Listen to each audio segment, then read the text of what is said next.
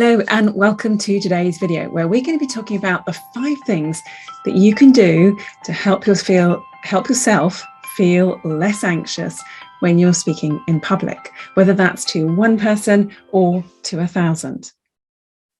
Have you ever looked at a great speaker and thought, well, it's easy for them, it's different for me? Maybe, just maybe, you even had a little bit of a toddler tantrum and did a kind of internal or perhaps external foot stamping and thought, it's not fair. Why is it so easy for them? And why is it that much harder for me? It's not fair. But I have a question for you. Would you look at a unicyclist or a tightrope walker or maybe even a high board diver and look at them and watch them dive or watch them walk across a tightrope or unicycle around the room and think, it's not fair. I should be able to do that. And I can't. And they're doing it beautifully. Would you think that? I'm going to guess probably not. And we're going to explore here why that might be. But I think really it's about 2 things. One, you know that to be a unicyclist or a highboard diver or a tightrope walker or an incredible baker or a racing car driver or any of those things, that it requires practice. It requires you to commit to doing something on a daily basis for many, many years. And then you can get really good at something. So we understand kind of intuitively that to acquire those skills requires practice. Plus, the other thing is we've not seen them make their mistakes. We haven't seen them fall off. We haven't seen them wobble and crash into a wall. We haven't seen them just jump off the diving board and forget to do any of the dive moves, which apparently does happen when they're training. So we haven't seen any of those mistakes and we don't see the practice. So then our brains make an assumption that this person is naturally talented at that particular thing. And that's just not true. It's not true of speaking. But I think because we all speak from roughly around the age of 2 years old, we all assume that we should be able to speak beautifully in public. But actually what we don't realize is speaking is a skill. So chatting with your friends, chatting with people that you are in your family or people that you know really well, or maybe even on a one-to-one scenario, in a one-to-one basis, that's one particular type of skill. Standing up to present in a team meeting, or even sitting down to present in a team meeting, or doing a pitch, or going and doing a keynote speech, those are quite different things, and they are a skill, and skills can be learned. Which brings me to my first really important point. And if you know me at all, and you've been around my space at all, you will hear me saying this over and over and over, because it bears repeating. Great speakers are made, not born. They're made, not born. Okay, so we are going to talk about the 5 things that can help you deal with the anxiety, because anxiety gets in the way of us doing a good performance, a good presentation, a good speech, a good feedback to the rest of our team. So anxiety gets in the way. So if we can reduce those feelings and the symptoms of anxiety, then we're much more likely to do a good presentation and start towards building those skills to becoming a really effective communicator. But why is it important? Well, number 1, perception is reality. So if we present ourselves in a team meeting, or if we avoid doing presentations, or we find ways to wheedle out of doing something that requires us to speak in public, the perception is that we don't enjoy public speaking, and the perception is that we would rather do something else instead. And then that becomes the reality within the organization. And unfortunately, but truthfully, there's a correlation that is made between how much airtime we have, so how much we speak in public in our organization, and the perceived efficacy of our work, the perceived competence that we have. The 2 things are unrelated, but for some reason we conflate the 2 things. So we see a confident, comfortable speaker, we think that they are confident and competent in their role. Not always true, but that's how we perceive it. Now, the second thing is that to experience fear before we speak every time is emotionally and physically exhausting. It's really tiring to go into work every day and think, oh God, that team meeting's coming up. Oh God, I'm going to have to talk to so-and-so. Oh, they want me to put that presentation together. And, your stomach gets tight. You just feel extremely nervous. We can procrastinate, put it off, put it to one side, but it's always churning away in here that we know that that's something we've got to do. So it can be really physically and emotionally draining. So that's the second reason why we should probably start to deal with these anxieties and fears. The third thing is it absolutely detracts from your performance, because we either say nothing at all because the fear overtakes us so greatly. We can give a very contracted version of our thoughts, so a sort of sliced down version, or we say it at the wrong time. So we build ourselves up, and we finally say the thing we wanted to say. And actually then we realize that the conversation has moved on 2 or 3 points by that stage, and it sort of misses the mark. It sort of lands with a bit of a flop. And then that reinforces our anxiety that we just get it wrong. And so we don't do it the next time. Both of those, all of these things slow our career progression down. So if we want to go up through the ranks in our organization, or if we're an entrepreneur and you want to build your business, it is going to slow the impact that you're going to have, for sure, because of this perceived idea that the way that you speak in public is related to the competence of your job. Also, it means that we have less diverse, less interesting, less effective role models within an organization. They all tend to kind of look and feel the same because less people are speaking up. So we want to encourage people to speak up, because you could be the most amazing role model for somebody else in your organization. You could be the springboard for somebody else doing really well and, making strides in the organization that have not been made before. So it's really important that as many people as possible are using their voices and sharing their ideas at work.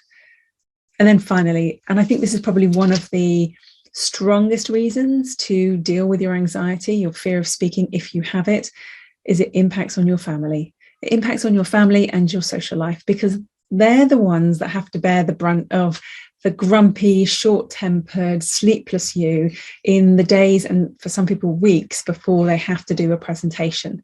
And so they bear the brunt of you not feeling at your best, and that can have an impact on your family life. So perception becomes your reality. These are all the 5 reasons why we should really start to think about dealing with your anxiety, because the perception of your competence is related to how much you speak up at work, and the perception becomes the reality of your life. It is emotionally and physically draining to suffer with anxiety day in and day out. It absolutely slows your career down, and we have less diverse role models because of it. And it impacts on your family life and your social life, for sure. So I wanted to tell you that in the vein of great speakers are not born, they are made, I wanted to tell you about Lisa. Lisa came to me nearly 3 years ago now. She was an incredible designer maker. She was a ceramicist, and she'd had an incredible career academically, and she was going out into the world, and she'd been offered a residency, which for an artist is a really, really big deal. And she was excited and terrified about this particular opportunity. So I asked her what was terrifying about this being, given this incredible opportunity. She said, I'll have to do interviews, gallery openings, training sessions, podcasts, maybe even make some films. And the thought of that just makes me feel sick. And she really did suffer with anxiety around speaking. She would go completely white. She would start to shake. Her throat would close up. She would blank. So she would prepare. She would spend hours and days preparing speeches and preparing presentations. And then when it came to the moment, she just couldn't see anything that was written down in front of her. She found it absolutely terrifying. It was genuinely like she was a rabbit in the headlights. She literally froze.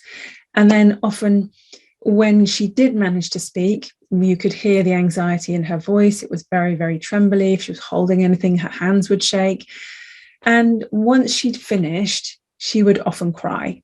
She would often have tears of absolute relief that it was over, that she'd somehow survived it, but that it was a terrible experience. And she really hadn't done herself justice or her topic justice. And so she was frustrated with herself. And so she was stuck in this stagnation. So she wasn't doing the things she really thought she ought to be doing and that her role required of her. And then she would become frustrated with herself, and then she would fall into recrimination. She would beat herself up about the things that she wasn't doing as well as she thought she ought to be doing, all because of this fear of speaking, a fear of getting it wrong, of saying the wrong thing, of looking silly, or of upsetting somebody, or not being academically astute enough. There were all kinds of reasons. And basically, it all came down to the fear of shame. So she was worried that she was going to be embarrassed about her performance, and that would bring shame on her, that she would look imperfect, which was really, really frustrating. So we started coaching, and what happened was she realized what value she brought, how much value she could bring to her community, how much value she had inherently as a human being, but also as an artist. And then we moved on to building the skills to deal with all of her anxieties around speaking, but the mental anxieties, but also the physical manifestations, the symptoms of her anxiety. And then after that, we built up the speaking skills. So she knew how to manage pauses. She knew how to create a really good structure so that she knew what she was going to say, so she could remember what she was going to say and follow her way through, and had to be really super expressive and let that passion for her subject really shine through. So her personality was available. So it wasn't this robotic delivery. It was really full of her personality. And it took some time, but the results were amazing. So what did we really learn from Lisa's particular scenario? Well, she overcame her fear of speaking by really focusing on the mindset work. So there's a lot of mindset work to do to build up that sense of enoughness. And she did the work. She started to believe in herself. She started to believe in her value and the value she offered her community. And then she worked on the physical skills, so how to physically manage as well as mentally manage her anxieties and building up the skills around that. But then more than that, what she actually did was take those skills and put them into practice. So we had a whole period of test and measure. Try it, let's see what happens. Try it, let's see what happens. Right, what's working, what's not working? And she was actually testing and measuring it in a live scenario. So we knew where we needed to tweak, what was working, what we could do more of. But every single time she did that, it was building up the bank of confidence, the bank of experience, the building new neural pathways that told her, I can do this. I can do this. And even by the end of it, I can do this and I can quite enjoy it too, which was an absolute revelation to her. So what were the 5 things that she was doing that can make a difference, that you could also do? So when you stop watching this video, you could start doing these this afternoon. They don't take any money. They don't take any special equipment. They just take a little bit of determination on your front. So the first thing is to really understand what fear is. Okay, so the fear that you have when you stand up to speak is utterly natural. It's completely natural, because when we stand up to speak, our reptilian brain, so the oldest part of your brain, has a little bit of a panic, and it starts to think, you've separated yourself out from the herd. You're going to be lunch. You're going to get eaten. Now, the reality is, obviously, there are no dinosaurs anymore. There are no saber-toothed tigers. So standing up and separating yourself out from the herd does not mean you're about to be lunch. Unfortunately, our reptilian brain does not understand this. It still thinks you're in danger. But now you know. Now you have the information to understand cognitively, if not yet emotionally, but cognitively, that you're not in danger when you stand up, or when you sit down and everybody's eyes are looking at you, you're not in danger. Now, that's the other thing that helps reinforce these anxieties, is that you're looking this way and everybody else is looking that way, which can make your brain and your body feel like whatever's approaching, the thing that's coming from behind, you're not going to be able to see. So it can feel very intense when everyone's looking at you and you can't see what's behind you. Those fears, those symptoms that you get, dry mouth, shaky hands, hot, so you might get hot and sweaty, those symptoms that you're feeling are completely and utterly normal. That's part of our normal fear response. And in and of themselves, they're not a problem. Most of those we can manage relatively easily. Where the problems occur is when we, as human beings, start to attach thoughts and feelings to those symptoms that we're experiencing, those shaky knees, those hot, sweaty hands, that dry throat or the squeaky voice. When we start to attach thoughts and feelings to those, that's when the problem occurs. And this is one of the areas we worked on with Lisa. So if I told you that the chemical response in your body for fear is identical to the chemical response for excitement, would you believe me? Probably not, no. But it is true. They're almost identical. Not quite, but nearly. So what's the difference? Why does one feel great and the other one feel awful? It's because of the thoughts that we attach. So when we're feeling excited, we attach these positive thoughts. We think, oh my God, it's really exciting. You know, it's going to be my birthday. I'm going to eat lots of presents. I'm going to eat cake and drink the champagne, or however you celebrate your birthday. But we get excited and we have all these positive outcomes.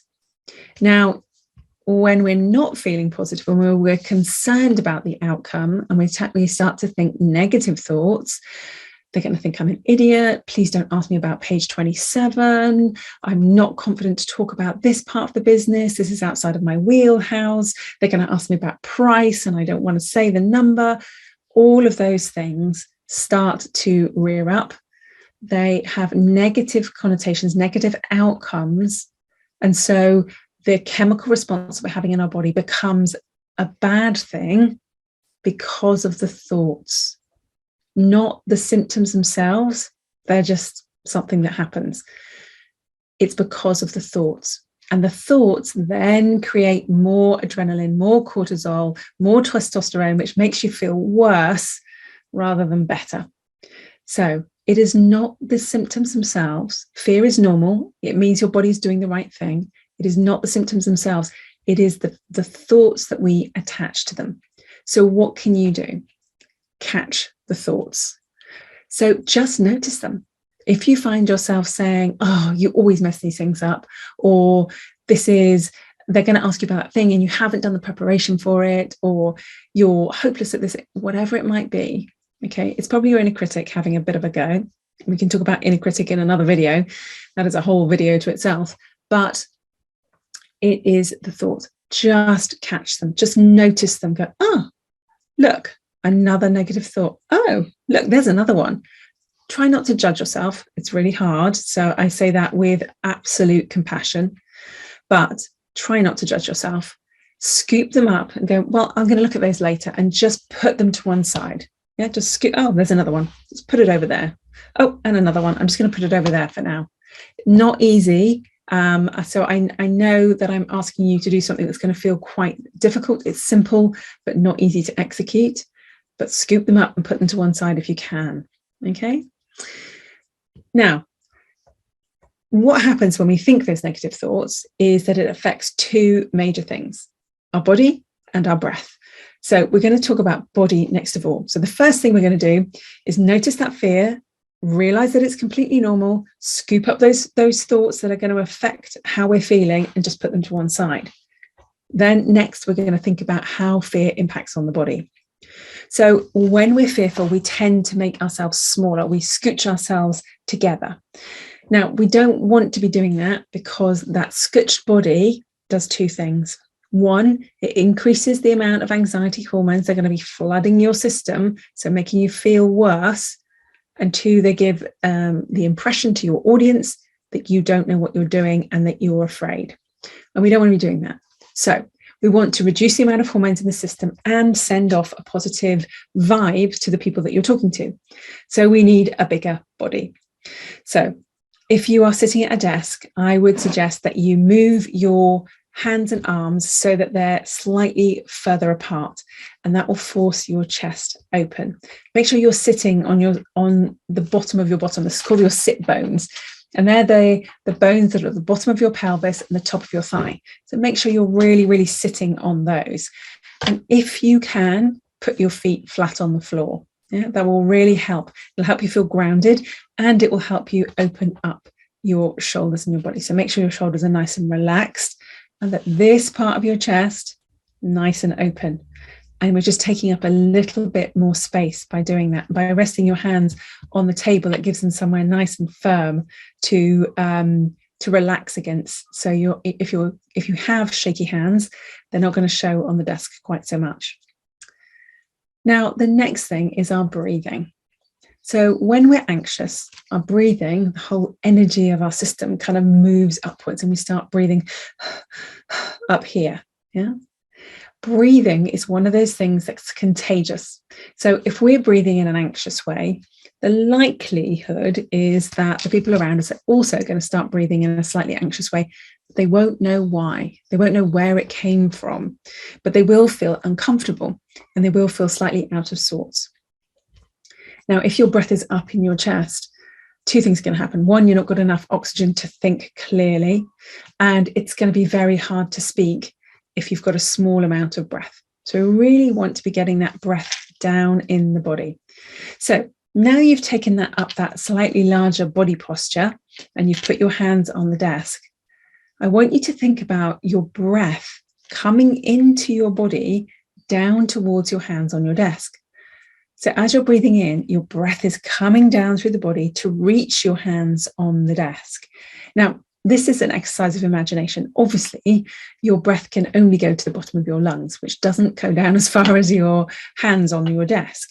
But if you think that, your body will react to that and think that it's entirely possible. Breath responds incredibly well to imagination.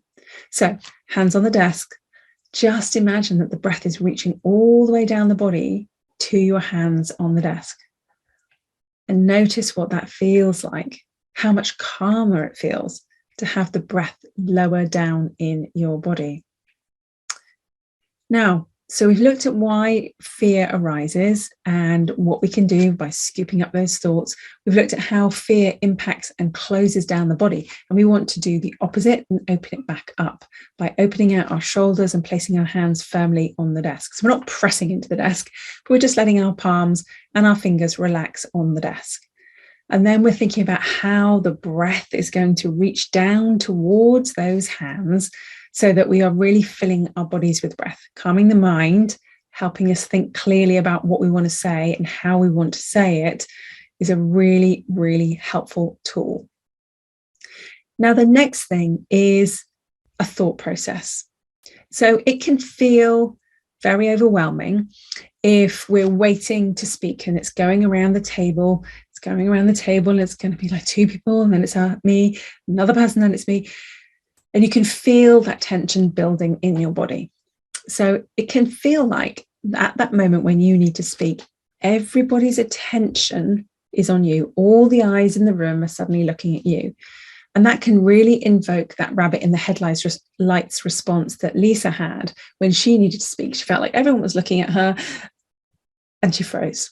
Okay, so we want to try and avoid that. One of the ways you can avoid that, and there are many, but one of the ways you can avoid that is by really focusing on what is your intention. So what is it you want to give these people who are looking at you? And it takes your mind away from the attention that you're about to get, i.e. everybody looking at you. So what is it you want to give the people in the room? Do you want to give them information? Do you want to help them make a really good decision? Do you want to inspire them? What is it you're trying to give them? How can you make their lives easier? How can you make their decision making easier? So what is it you want to give them in the few minutes that you're going to speak? And really focusing on that can help take the attention away from you and place the attention back out there on them. It can help you feel a lot calmer when you're focused on what you want to give rather than what you're about to get, which is everybody's attention. So Focus out on what the room needs from you and then try and give it to them.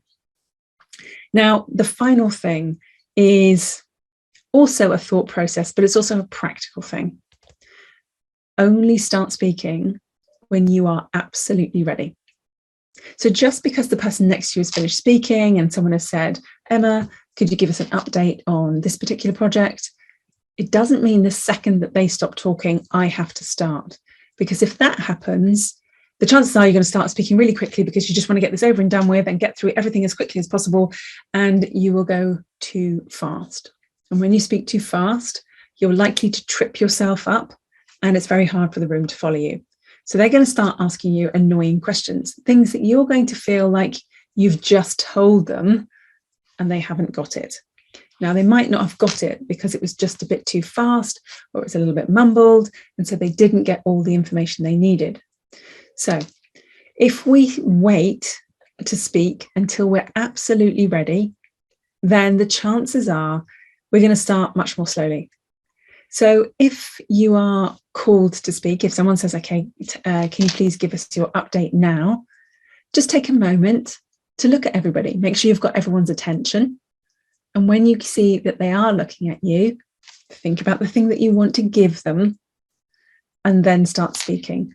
And just giving yourself that tiny pause. It doesn't have to be long. It doesn't have to be a mighty pause, and you don't have to eyeball everybody in the room.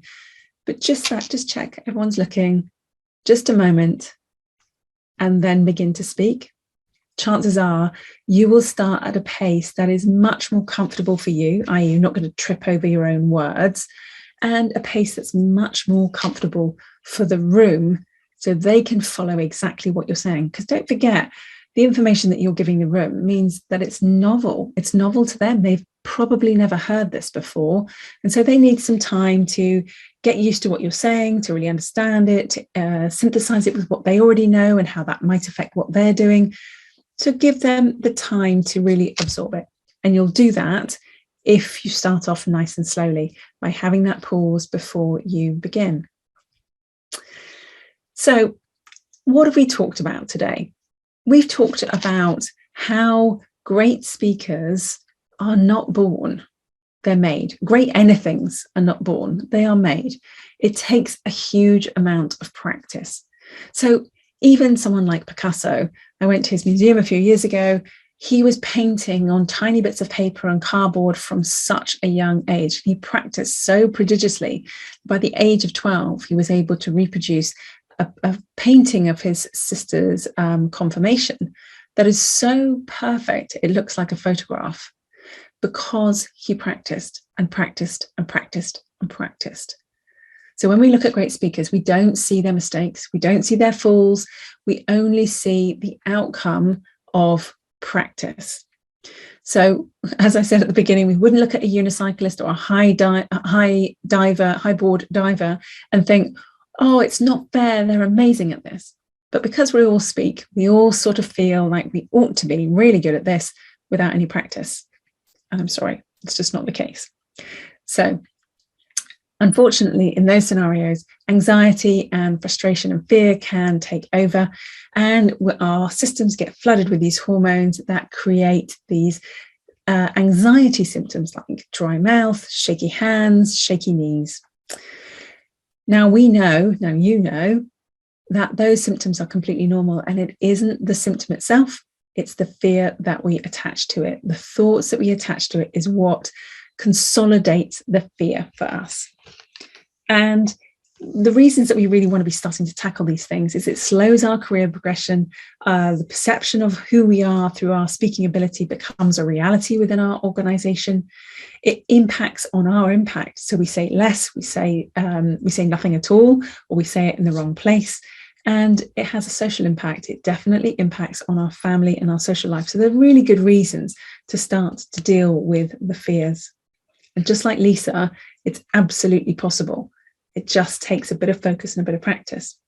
So the 5 things we've said today that you can do today, tomorrow, next week, whenever you next need to talk. 1, notice the fears. Notice the thoughts that you attach to those fears. Scoop them up, put them to one side, and we will deal with them later. Secondly, think about that nice, big, broad, open body posture. It will help signify to your body that everything is okay, and it will signify to your audience that everything is okay. By placing your hands on the desk, you should also be able to get a lower breath in your body. So thinking about your breath coming all the way down your body to reach your hands on the desk. Can't actually do that, but imagination is amazing with breath. The deeper the breath, the less anxious you're going to feel, the less likely your body is to produce those stress hormones that create those symptoms of fearfulness. Then it's about the attention. So we want to focus on the intention, what we want to give our audience rather than what they're doing, which is giving us the attention. If we flip the camera out, so we're looking at everyone else, it also reduces any anxiety that we might be feeling.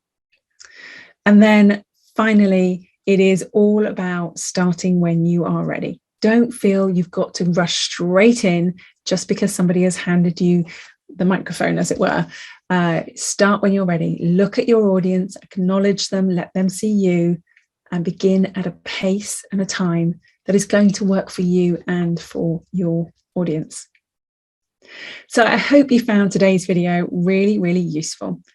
There are absolutely 100 ways to get over the fear and anxiety of speaking, and we've talked about just 5 of those today. If you are interested in learning more about overcoming your anxiety about speaking and really finding and freeing your natural voice, which is what Lisa did, then we may have the perfect program for you. It's an all audio program, so you download it and listen to it just like you would a podcast, and you can do it in the comfort of your own home. You can do it while you're walking the dog. All you need to do is listen and think. And then towards the end of the program, there's some exercises that you will need to actually physically do. It's called Find and Free Your Voice. And if you're interested to find out a bit more, I've included the sales page link lower down in the instructions. If you've liked today's video, please subscribe, because we post these twice a week, and we are always giving you hints and tips and tricks on how to become a better speaker. Take care, and we will speak very soon. Bye now.